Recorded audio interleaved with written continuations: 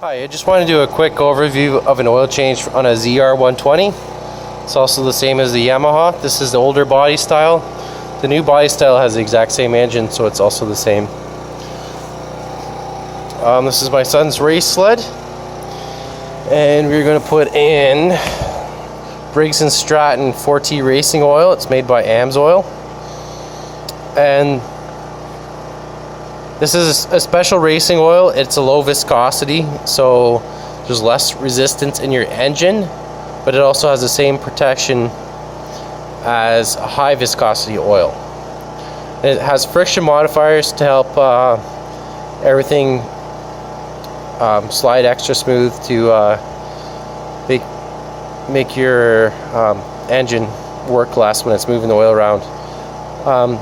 The one disadvantage of this is you have to change your oil twice. The first time, because of what's in here, it doesn't react well with regular oils. So you want to drain your oil and then fill it with the 4T. Run your engine for a few minutes on idle and at low speed, and then drain your oil again and then fill it back up. And I was able to do the two changes with one bottle.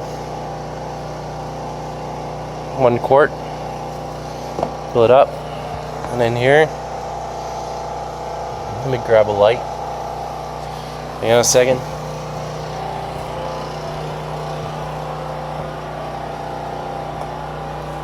And I've got my AMSOIL flashlight.